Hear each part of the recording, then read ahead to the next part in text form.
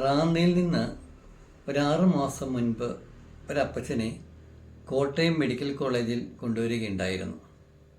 അദ്ദേഹം ടെറസിൽ നിന്ന് വീണ് സാരമായ പരിക്ക് അദ്ദേഹത്തിൻ്റെ തലയ്ക്കും നട്ടലിനും സംഭവിച്ചിരുന്നു. ഫിലിപ്പോസ് എന്ന് പറയുന്ന അദ്ദേഹത്തിന് 72 വയസ്സായിരുന്നു. ഗവൺമെൻറ് സർവീസിൽ ജോലി ചെയ്തിരുന്ന ആളാണ്. റിട്ടയറായി. വീട്ടിലെ ഭാര്യ നേരത്തെ മരണപ്പെട്ടു.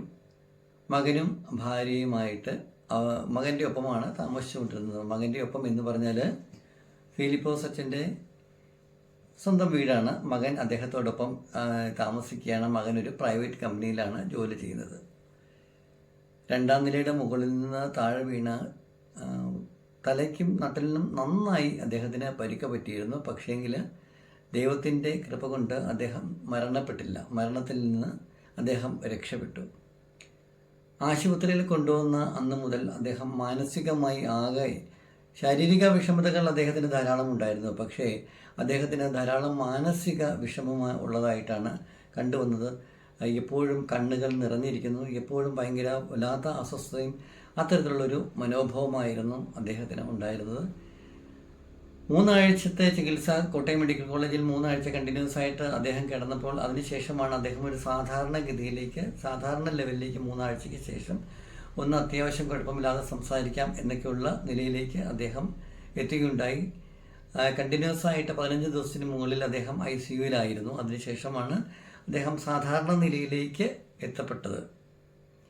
ഒരു ദിവസം ഡോക്ടർ റൗണ്ട്സിന് വന്നപ്പോൾ അദ്ദേഹം ഡോക്ടറോട് പറഞ്ഞു, ഡോക്ടർ, എനിക്ക് അങ്ങയോട് തനിച്ച് ഒന്ന് സംസാരിക്കണം, എനിക്ക് ഡോക്ടറോട് തനിച്ചൊന്ന് സംസാരിക്കണമെന്ന് കോട്ടയം മെഡിക്കൽ കോളേജിൽ റൗണ്ട്സിന് വന്ന ഡോക്ടറോട് ഫിലിപ്പോസ് എന്ന അപ്പച്ചൻ പറയുകയുണ്ടായി. ട്രാവൽ വിത്ത് സുനുവിൻ്റെ മറ്റൊരു സത്യസന്ധമായ എപ്പിസോഡിലേക്ക് എല്ലാവരെയും സ്നേഹത്തോടെ സ്വാഗതം ചെയ്യുകയാണ്. ട്രാവൽ വിത്ത് സുനുവിന് തീർച്ചയായിട്ടും നിങ്ങളുടെ സ്നേഹവും സപ്പോർട്ടും ആവശ്യമാണ്. തീർച്ചയായിട്ടും നമ്മുടെ ചാനൽ നിങ്ങൾ ലൈക്ക് ചെയ്യുകയും ഷെയർ ചെയ്യുകയും സബ്സ്ക്രൈബ് ചെയ്യുകയും ചെയ്യുക. മാക്സിമം ആളുകളിലേക്ക് എത്തിക്കാനായിട്ട് ശ്രമിക്കുക.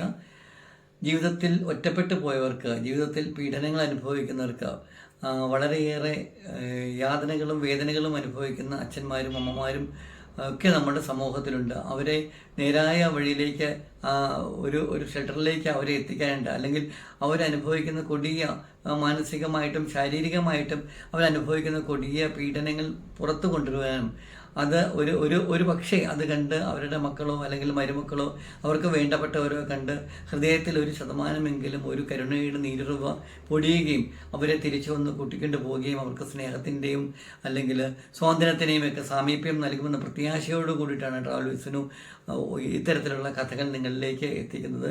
കഥകൾ എന്ന് പറഞ്ഞാൽ കഴിഞ്ഞുപോയ ഇന്നലകളിലെ സംഭവങ്ങളാണ് ഇന്നത്തെ കഥകളായിട്ട് വരുന്നത്. അതുകൊണ്ട് അവയൊന്നും ഒരിക്കലും കഥകളാകുന്നില്ല. നേരറിവിൻ്റെ നേർക്കാഴ്ചകളാണ് ട്രാവൽ വിത്ത് സുനു നിങ്ങളുമായിട്ട് സംവദിക്കുന്നത്. അതുകൊണ്ട് എല്ലാവരുടെയും വിലയേറിയ സപ്പോർട്ട് ആവശ്യമാണ്, സഹായിക്കുമെന്ന് പ്രത്യാശിക്കുന്നു. ഫിലിപ്പോസ് അപ്പച്ചൻ റൗണ്ട്സിന് വന്ന ഡോക്ടറോട് പറഞ്ഞു, ഡോക്ടർ, എനിക്ക് അങ്ങയൊന്ന് തനിച്ച് സംസാരിക്കണം, അങ്ങയോടൊന്ന് തനിച്ച് സംസാരിക്കേണ്ടതായിട്ടുണ്ട്. അപ്പോൾ ഡോക്ടർ പറഞ്ഞു, സാരമില്ല അപ്പച്ചൻ പറഞ്ഞോളൂ, എന്താണ് പ്രശ്നം, കുഴപ്പമില്ല, വേദനയുണ്ടോ, അല്ലെങ്കിൽ പുറത്തെ വേദന എന്താണ് പ്രശ്നം, തലയിൽ എന്തെങ്കിലും പ്രത്യേകിച്ച് എന്തെങ്കിലും വേദനയുണ്ടോ? പറഞ്ഞു, അല്ല, എൻ്റെ പുറത്തെയും തലയിലെയും ഒന്നും വേദനയുടെ കാര്യം പറയുവാനായിട്ടല്ല ഞാൻ ഡോക്ടറോട് സംസാരിക്കണം എന്ന് പറയുന്നത്. എനിക്ക് മറ്റു ചില കാര്യങ്ങൾ സംസാരിക്കുവാനായിട്ടാണ്. എനിക്ക് ഡോക്ടറോടൊന്ന് തനിച്ച് സംസാരിക്കണമെന്ന് പറഞ്ഞു. ഫിലിപ്പോസ് അച്ഛനെ ഹോസ്പിറ്റലിൽ കോട്ടയം മെഡിക്കൽ കോളേജിൽ കൊണ്ടുവന്നത് റാന്നിയിലുള്ള വേറൊരു പ്രൈവറ്റ് ആശുപത്രിയിൽ കൊണ്ടുവരുന്നു. അവിടുന്ന് റെഫർ ചെയ്തതാണ് അദ്ദേഹത്തെ. അവിടെ നിന്നാണ് നേരെ ഇവിടേക്ക് കൊണ്ടുവന്നത്. അത്രമാത്രം അത്യാസന്നമായ നിലയിലേക്കാണ് അദ്ദേഹം അവിടെ നിന്ന് ഇവിടെ കോട്ടയം മെഡിക്കൽ കോളേജിലേക്ക് എത്തിയത്. വന്നപ്പോൾ അബദ്ധവശാൽ ടെറസിൻ്റെ മുകളിൽ നിന്ന് തെന്നി താഴേക്ക് വീണ എന്നതായിരുന്നു കേസ് ഷീറ്റിൽ ഉണ്ടായിരുന്ന വസ്തുത. അങ്ങനെ തെന്നി വീണ അദ്ദേഹം സംസാരിക്കുവാനൊക്കെ വളരെയേറെ ബുദ്ധിമുട്ടായിരുന്നു. സംസാരശേഷിയൊക്കെ നഷ്ടപ്പെട്ടിരുന്നു. അത്രമാത്രം ആ വീഴ്ചയുടെ ആഘാതം അത്ര കഠിനമായിരുന്നു. തലയ്ക്കുള്ള വീഴ്ച അത്രയേറെ ആയതുകൊണ്ട് 99% അദ്ദേഹം മരിച്ചു പോകും എന്നുള്ളതായിരുന്നു ഡോക്ടർമാരുടെ കാഴ്ചപ്പാട്. പക്ഷേങ്കിൽ അദ്ദേഹത്തിൻ്റെ ഒരേ ഒരു മകൻ വളരെയേറെ സങ്കടപ്പെടുകയും വളരെയേറെ വിഷമത്തിലാകുകയും അദ്ദേഹം അവിടെ ആ ICUവിൻ്റെ മുമ്പിൽ കരഞ്ഞ് നിലവിളിച്ച് എല്ലായ്പ്പോഴും കണ്ണുകളോട് കൂടി എല്ലായ്പ്പോഴും പ്രാർത്ഥനാ നിരതമായ മനസ്സോടു കൂടിയായിരുന്നു എല്ലാ ദിവസവും ICUവിൻ്റെ മുമ്പിൽ അദ്ദേഹത്തിൻ്റെ ഒരേ ഒരു മകൻ നിന്നിരുന്നത്. അപ്പോൾ ഒരേ ഒരു മകൻ എന്ന് പറഞ്ഞാൽ മാർട്ടിൻ എന്നാണ് അദ്ദേഹത്തിൻ്റെ പേര്. മാർട്ടിനെ കാണുമ്പോൾ ഡോക്ടേഴ്സിന് തന്നെ ഒരു ചെറുപ്പക്കാരൻ അദ്ദേഹത്തോട് പറയും, സാരമില്ല മാർട്ടിനെ, ദൈവം അദ്ദേഹത്തിന് ആയുസ് കൊടുത്തല്ലോ, അദ്ദേഹം അത്രയും വലിയ ടെറസിൻ്റെ മുകളിൽ നിന്ന് താഴെ വീണിട്ടും അദ്ദേഹം മരണപ്പെട്ടിട്ടല്ലോ, അതുകൊണ്ട് നമുക്ക് ദൈവത്തോട് നമുക്ക് നന്ദി പറയാം, താങ്കൾ വിഷമിക്കാതെ, താങ്കളുടെ ചാച്ചന് ഒരു പ്രശ്നവുമില്ല, ചാച്ചൻ വളരെ പൂർണ്ണ ആരോഗ്യവാനായി, തീർച്ചയായിട്ടും ചാച്ചൻ താങ്കളുടെ വീട്ടിലേക്ക് തീർച്ചയായിട്ടും തിരിച്ചു വരുന്നതായിരിക്കുമെന്ന് മാർട്ടിനോട് ഡോക്ടർമാരും നഴ്സുമാരും ഒക്കെ. മാർട്ടിന് അത്രമാത്രം സങ്കടമായിരുന്നു തൻ്റെ ചാച്ചൻ ടെറസിൻ്റെ മുകളിൽ നിന്ന് വീണ് ആ അവസ്ഥയിലെത്തിയിൽ മാർട്ടിന് സഹിക്കാൻ സാധിക്കുന്നതിലപ്പുറമുള്ള സങ്കടമായിരുന്നു അതിൻ്റെ മുമ്പ്. അതുകൊണ്ട് എല്ലായ്പ്പോഴും അദ്ദേഹം അവിടെ നിന്ന് സങ്കടപ്പെടുകയായിരുന്നു ചെയ്തുകൊണ്ടിരുന്നത്. ഈ 3 ആഴ്ചകൾക്ക് ശേഷം ഏകദേശം റിക്കവർ ആയപ്പോൾ നമ്മളുടെ ഫിലിപ്പോസ് എന്ന് പറഞ്ഞ അദ്ദേഹം ഡോക്ടറോട് പറഞ്ഞു, ഡോക്ടർ, ഞാൻ എത്ര ദിവസം കൂടി എനിക്ക് ഈ ഹോസ്പിറ്റലിൽ ഇങ്ങനെ കിടക്കേണ്ടി വരും എന്ന് ചോദിച്ചു. അപ്പോൾ ഡോക്ടർ പറഞ്ഞു, താങ്കൾക്ക് ഒരാഴ്ചയോടെ കിടന്നു കഴിഞ്ഞാൽ സ്വാഭാവികമായിട്ടും മറ്റുള്ള കാര്യങ്ങളൊക്കെ ഓക്കെ ആയിട്ടുണ്ട്, പക്ഷേങ്കിൽ താങ്കൾക്ക് ഇനിയും പഴയതുപോലെ ഇറങ്ങി നടക്കുവാനോ അല്ലെങ്കിൽ അത്തരത്തിലുള്ള ഒരു പരസഹായമില്ലാത്ത ഒരു ജീവിതം താങ്കൾക്ക് തികച്ചും സാധ്യമാകുന്ന ഒരു സംഗതി അല്ല എന്ന് ഡോക്ടർ അദ്ദേഹത്തോട് പറയുകയുണ്ടായി. അദ്ദേഹം വളരെയേറെ സങ്കടാലുവായിരുന്നു. അപ്പോൾ ഡോക്ടർ ചോദിച്ചു, എന്താണ് താങ്കൾക്ക് എന്നോട് പറയാനുണ്ടായിരുന്നത് എന്താണ് എന്ന് അദ്ദേഹം മറ്റുള്ളവരെയൊക്കെ മാറ്റി നിർത്തിയിട്ട് ഡോക്ടറോട് ചോദിച്ചപ്പോൾ, അത് ഫിലിപ്പോസ് അച്ഛനോട് ചോദിച്ചപ്പോൾ അദ്ദേഹം പറഞ്ഞു, ഡോക്ടർ, ഞാൻ കരുതിയത് ഞാൻ ഉടൻ തന്നെ എനിക്ക് കുഴപ്പമൊന്നും ഇല്ലാതെ റിക്കവർ ചെയ്ത് തിരിച്ചു പോകാം എന്നുള്ളതാണ് ഞാൻ കരുതിയത്. അതുകൊണ്ട് കുറച്ചുകൂടെ കഴിഞ്ഞതിന് ശേഷം ഞാൻ ഡോക്ടറോട് പറയാം, ഇപ്പോൾ എനിക്കൊന്നും തന്നെ പറയാനില്ല എന്നാണ് അദ്ദേഹം ഡോക്ടറോട് പറഞ്ഞത്. അപ്പോൾ ഡോക്ടർ അതിശയിച്ചു. ഒരു കാര്യം വളരെയേറെ പറയാനുണ്ട് എന്ന് പറഞ്ഞതിന് ശേഷം പെട്ടെന്ന് അദ്ദേഹം പറയാനില്ല, എനിക്കൊന്നും പറയാനില്ല, ഞാൻ കുറച്ചുകൂടെ കഴിഞ്ഞതിന് ശേഷം പറയാം കാരണം ആശുപത്രിയിൽ നിന്ന് പോകുവാനായി വീണ്ടും സമയമെടുക്കും എന്ന് മനസ്സിലാക്കിയത് കൊണ്ടാണ് ഫിലിപ്പോസ് അച്ചായൻ ഡോക്ടറോട് അത്തരത്തിലുള്ള മറുപടി പറഞ്ഞതെന്നാണ് എന്ന് നമുക്ക് അനുമാനിക്കാം. സമയം കടന്നുപോയി. എല്ലാ ദിവസവും അപ്പച്ചനെ കാണുവാനായിട്ട് വീട്ടിൽ നിന്ന് മകനും മരുമകളും എല്ലാവരും വരും. മകൻ എല്ലായ്പ്പോഴും അവിടെയുണ്ട്. ആശുപത്രിയിൽ തന്നെ എല്ലാ പ്രൈവറ്റ് ജോലിയാണ് എങ്കിൽ തന്നെയും എപ്പോഴും അപ്പച്ചൻ്റെ കൂടെ അവിടെ നോക്കുവാനും സകല കാര്യങ്ങൾ ചെയ്യാനായിട്ടും മകൻ അവിടെ തന്നെ ഉണ്ടായിരുന്നു.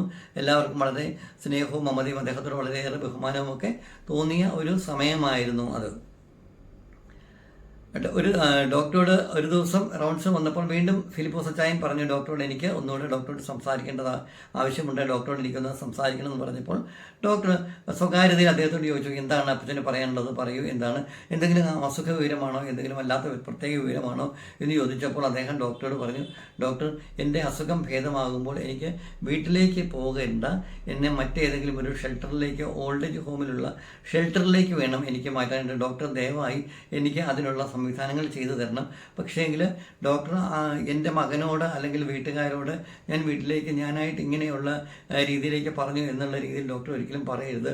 ഡോക്ടർ അതിനെന്തെങ്കിലും ഒരു പോംവഴി കണ്ട് എത്തിയതിന് ശേഷം തീർച്ചയായിട്ടും ഡോക്ടർ വേണം എന്നെ ഏതെങ്കിലും ഒരു ഷെൽട്ടറിലേക്ക്, മറ്റേതെങ്കിലും ഒരു ഷെൽട്ടറിലേക്ക് അയക്കുവാനായിട്ട് എന്ന് പറഞ്ഞു.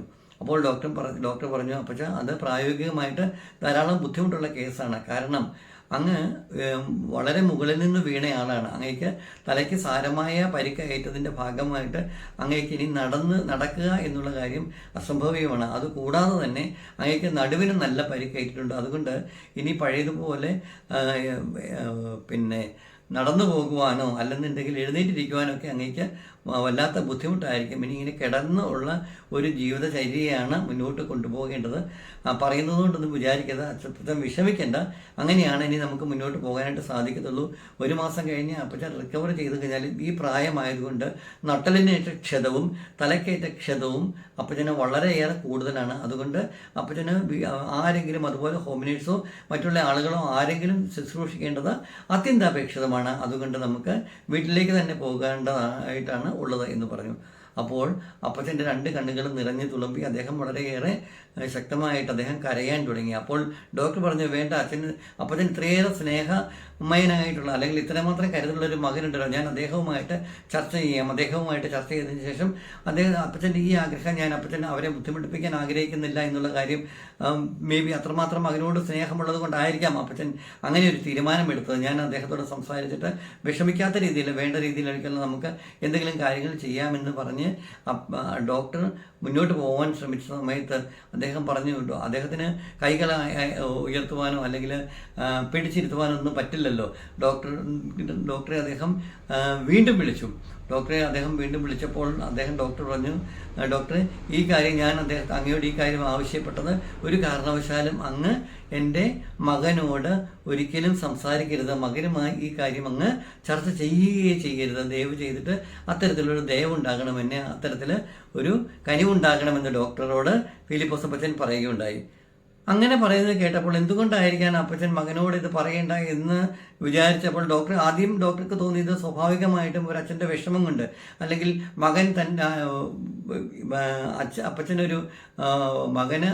അപ്പച്ചനൊരു ഭാരമാകുമെന്ന് കരുതി അത്തരത്തിലൊരു തീരുമാനം എടുത്തതാകാം എന്നാണ് ഡോക്ടർ ആദ്യം വിലയിരുത്തുകയും മനസ്സിലാക്കുകയും ചെയ്തത്. പക്ഷേ പിന്നീട് എന്തോ അദ്ദേഹത്തിന് തോന്നി അതല്ല കാര്യം, അതിനപ്പുറത്തേക്ക് മറ്റെന്തോ ഒരു കാര്യം ഉള്ളതായിട്ട് അദ്ദേഹത്തിന് തോന്നുകയും അതുകൊണ്ട് അദ്ദേഹം ഇക്കാര്യം മറ്റാരുമായിട്ടും ചർച്ച ചെയ്യാതെ വീണ്ടും 2 ദിവസങ്ങൾക്ക് ശേഷം ഫിലിപ്പോസ് അച്ചായൻ്റെ പരിശോധനാ സമയത്ത് അദ്ദേഹത്തോട് എന്തെങ്കിലും എന്നോട് പ്രത്യേകമായി പറയുവാനുണ്ടോ എന്ന് ചോദിക്കുകയും ചെയ്തു. അപ്പോൾ വീണ്ടും അദ്ദേഹം പറഞ്ഞു, ഡോക്ടറെ, എനിക്ക് ഇവിടുന്ന് ഈ ഹോസ്പിറ്റലിൽ നിന്ന് ഡിസ്ചാർജ് ചെയ്ത സമയത്ത് എന്നെ ഏതെങ്കിലും ഒരു ഓൾഡ് ഏജ് ഷെൽട്ടറിലേക്ക് എന്നെ ഇവിടുന്ന് മാറ്റാനായിട്ട് കനിവുണ്ടാകണം, എനിക്ക് വീട്ടിലേക്ക് പോകേണ്ട. അതിനെന്തെങ്കിലും ഒരു കാരണം പറഞ്ഞു. ഡോക്ടർ അങ്ങനെ ഒരു കാരണം പറഞ്ഞാൽ മതി, ഞാനായിട്ട് അങ്ങനെ പറയുന്നില്ല, ഡോക്ടറായിട്ട് എന്തെങ്കിലും കാരണം പറഞ്ഞ് എന്നെ വീട്ടിലേക്ക് അയക്കാതെ മറ്റൊരു സ്ഥലത്തേക്ക് അയക്കാനുള്ള ദയവുണ്ടാകണമെന്ന് പറഞ്ഞ് ആ വൃദ്ധൻ, 72 വയസ്സുള്ള വൃദ്ധൻ, അദ്ദേഹം ഒരു ഗവൺമെൻറ് എംപ്ലോയി ആയിരുന്നു, റിട്ടയർ ആയ ആളാണ്. അദ്ദേഹം എഡ്യൂക്കേറ്റഡ് ആയിട്ട് നല്ല ജോലിയിൽ ഉണ്ടായിരുന്ന ആളാണ്. അപ്പോൾ അദ്ദേഹം അങ്ങനെ വീണ്ടും ഡോക്ടറോട് പറഞ്ഞപ്പോൾ ഡോക്ടർ തീർച്ചയായിട്ടും അത്തരത്തിൽ നമുക്ക് ചെയ്യാമെന്ന് പറഞ്ഞ് അദ്ദേഹത്തോട് സമ്മതിക്കുകയും ഉണ്ടായി. അതിനുശേഷം അപ്പച്ചൻ പറഞ്ഞു, ഡോക്ടറോട് എനിക്ക് വീണ്ടും ഒന്ന് സംസാരിക്കേണ്ടതായിട്ടുണ്ട്, ഞാൻ പോകുന്നതിന് മുമ്പ് ഡോക്ടറോട് തീർച്ചയായിട്ടും സംസാരിക്കുന്നതാണ്, എനിക്ക് അത്തരത്തിലുള്ള ഷെൽട്ടറിൻ്റെ കാര്യം തീർച്ചയായിട്ടും ഡോക്ടർ ഒന്ന് ചെയ്തു വെക്കാനായിട്ട് പറഞ്ഞു.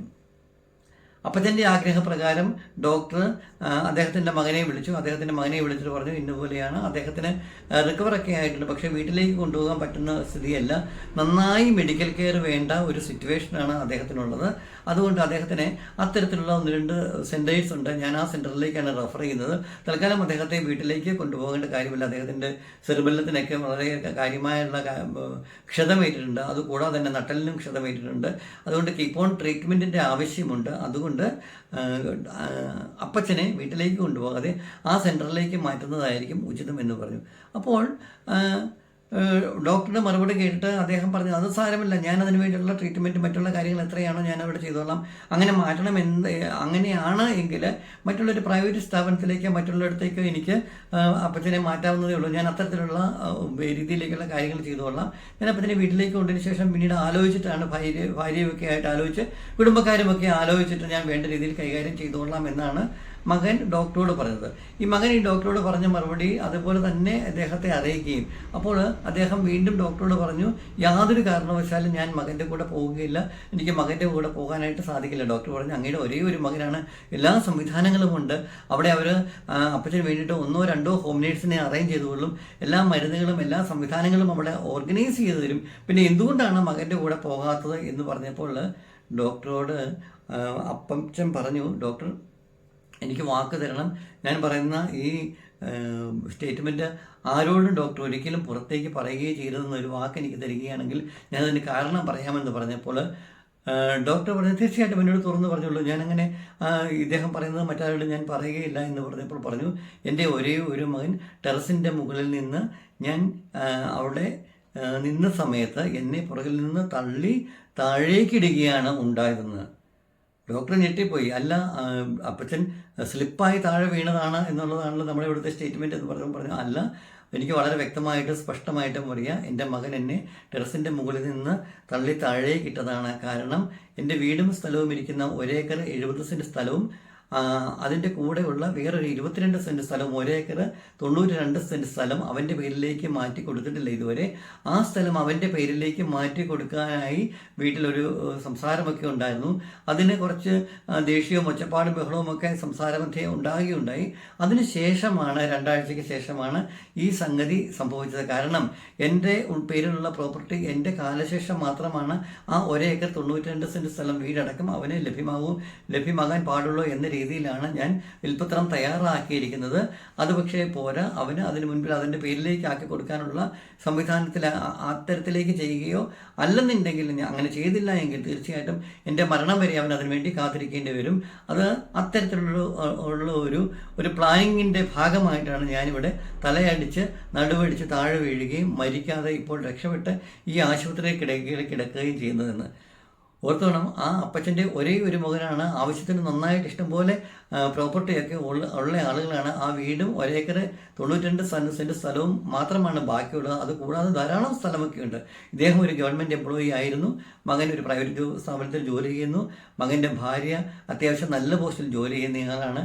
പക്ഷേ പൈസയ്ക്ക് വേണ്ടിയിട്ട് തൻ്റെ ചാച്ചൻ മരിച്ചാൽ, അപ്പച്ചൻ വേഗം മരിച്ചാൽ അത് ആ സ്ഥലം തൻ്റെ പേരിലേക്ക് കൈവന്ന് ചേരുമല്ലോ എന്ന് കരുതി അപ്പച്ചനെ ടെറസിൻ്റെ മുകളിൽ നിന്ന് താഴേക്ക് തള്ളിയിട്ട് കൊല്ലാൻ ശ്രമിക്കുകയായിരുന്നു. അപ്പച്ചനോട് ധാരാളം സ്നേഹമുണ്ട് എന്ന് പറഞ്ഞ് നമ്മളുടെ ICUവിൻ്റെ മുമ്പിൽ നിലവിളിക്കുകയും കരഞ്ഞിരിക്കുകയും സങ്കടപ്പെടുകയും സങ്കോചപ്പെടുകയും ചെയ്തുകൊണ്ടിരുന്ന ആ മകന് ഈ സ്റ്റേറ്റ്മെൻറ്റ് തീർച്ചയായിട്ടും ഡോക്ടർ അവിടുത്തെ പോലീസ് ഓഫീസേഴ്സിനെ അറിയിക്കുകയും അദ്ദേഹത്തെ അറസ്റ്റ് ചെയ്യുകയും വേണ്ട നിയമ നടപടികൾ കൈക്കൊള്ളുകയും ചെയ്യേണ്ടത് അത്യന്താപേക്ഷിതമായിരുന്നു. പക്ഷേ അപ്പച്ചന് മകനോടുള്ള സ്നേഹത്തിൻ്റെ മമത ഒരച്ഛന് മകനോടുള്ള അത്രമാത്രം സ്നേഹമുണ്ട് എന്ന് എല്ലാവർക്കും അറിയാം.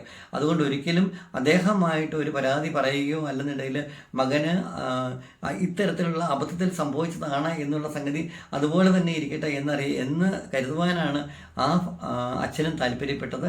അങ്ങനെ അദ്ദേഹത്തിൻ്റെ ആവശ്യപ്രകാരം, അദ്ദേഹത്തിൻ്റെ നിർബന്ധപ്രകാരം അദ്ദേഹത്തെ മറ്റൊരു ഷെൽട്ടറിലേക്ക് മാറ്റുകയും അവിടെ അദ്ദേഹത്തിന് വേണ്ട എല്ലാ സംവിധാനങ്ങളും എല്ലാ സൗകര്യങ്ങളും ഒരുക്കി കൊടുക്കുകയും ചെയ്തു.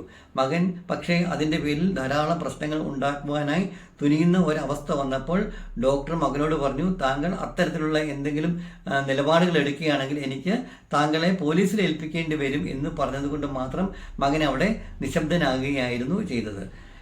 എന്താണെങ്കിലും നമ്മുടെ ഫിലിപ്പോസ് അപ്പച്ചൻ്റെ 1 ഏക്കർ 92 സെൻറ്റ് സ്ഥലവും ആ വലിയ വീടും അദ്ദേഹത്തെ പരിചരിച്ചിരുന്ന ആ വലിയ ഓർഫനേജിന് കൊടുക്കുവാനായിട്ടാണ് അദ്ദേഹം തീരുമാനമെടുത്തിരിക്കുന്നത്. അദ്ദേഹം ഇപ്പോഴും ആ ഓർഫനേജ് അവിടെ തന്നെയാണ്. ഓർഫനേജ് എന്ന് പറയാൻ സാധിക്കുകയില്ല. നമുക്ക് മക്കളും മരുമക്കളും പ്രിയപ്പെട്ടവരും നമ്മുടെ ധാരാളം ആളുകളൊക്കെ ഉണ്ടെങ്കിലും ചില സമയത്ത് നമ്മുടെ മരണം കാംക്ഷിച്ചാൽ, നമ്മുടെ മരണം എത്രയും പെട്ടെന്ന് നമ്മൾ മരിച്ചാൽ അത്രയും വേഗം നല്ലത് എന്ന് കരുതുന്നവരായിരിക്കാം ചിലപ്പോൾ നമ്മൾ മനസ്സിൽ ഏറ്റവും കൂടുതൽ സ്നേഹിക്കുന്ന ആളുകളുടെ പോലും ചിന്താഗതി. അതുകൊണ്ട് പ്രിയപ്പെട്ട അച്ഛന്മാരോടും അമ്മമാരോടും മറ്റുള്ളവരോടുമൊക്കെ ഒരു അപേക്ഷയുണ്ട്. എപ്പോഴും എല്ലാ കാര്യങ്ങളും എല്ലാവരെയും നമ്മൾ എത്ര പ്രിയപ്പെട്ടവരാണെങ്കിലും എല്ലാവരെയും കണ്ണടച്ച് വിശ്വസിക്കാതിരിക്കുക. ഫിലിപ്പോസിന് വന്ന ഇത്തരത്തിലുള്ള ഒരു അവസ്ഥ നാളെ ആർക്കും വരാം. കാരണം പണത്തിന് അത്ര വലിയ പവറാണുള്ളത്. ആഗ്രഹങ്ങൾക്കല്ല, അത്യാഗ്രഹങ്ങൾക്ക് വലിയ കറുത്ത നഖങ്ങളും കൂർത്ത നഖങ്ങളും രക്തം ഊറ്റിക്കൊടിക്കുന്ന രീതിയിലുള്ള മനോഭാവവുമാണ് അത്യാഗ്രഹത്തിനുള്ളത്. ആളുകളിൽ 99% ആളുകളും അത്യാഗ്രഹികളാണ്. അവർക്ക് അച്ഛനെന്നോ അമ്മയെന്നോ സ്വന്തമെന്നോ ബന്ധമെന്നോ കൂടപ്പറപ്പെന്നോ ഉള്ള ആ ഒരു ഭേദഭാവമൊന്നുമില്ല. അവിടെ ഒരേ ഒരു വികാരം മാത്രമേ ഉള്ളൂ, കിട്ടുന്നതിൽ കൂടുതൽ കൈക്കലാക്കുക, എന്നിലേക്ക് എല്ലാം വന്നു ചേരുക എന്നുള്ള കാര്യം. അവിടെ സ്നേഹത്തിനും മമതയ്ക്കും സാഹോദര്യത്തിനും ഒന്നിനും യാതൊരു പ്രസക്തിയുമില്ല. അതുകൊണ്ട് ഇതെല്ലാവരും മനസ്സിലാക്കിയിരിക്കുക. റാന്നിയിലുള്ള ഫിലിപ്പോസ് അച്ഛൻ്റെ കഥ എപ്പോഴും ഒന്ന് ഓർക്കുന്നത് നല്ലതാണ്. എത്ര പ്രിയപ്പെട്ടവരാണെന്നുണ്ട് എങ്കിലും നമ്മളെപ്പോഴും നമ്മളെ ഒരു കരുതലോട് കൂടിയിട്ട് പ്രായമായി കഴിഞ്ഞാൽ ഒരു 60-65 മുകളിലേക്ക് പ്രായമായി കഴിഞ്ഞാൽ തീർച്ചയായിട്ടും ഒരു കരുതലോട് കൂടി ജീവിക്കേണ്ടത് വളരെ അത്യാവശ്യമാണെന്ന് ഒന്നുകൂടി ഓർമ്മപ്പെടുത്തിക്കൊണ്ട് ട്രാവൽ വിത്ത് സുനു മറ്റൊരു എപ്പിസോഡുമായി നിങ്ങളുടെ മുമ്പിലെത്തുന്നവരെ എല്ലാവർക്കും നമസ്കാരം.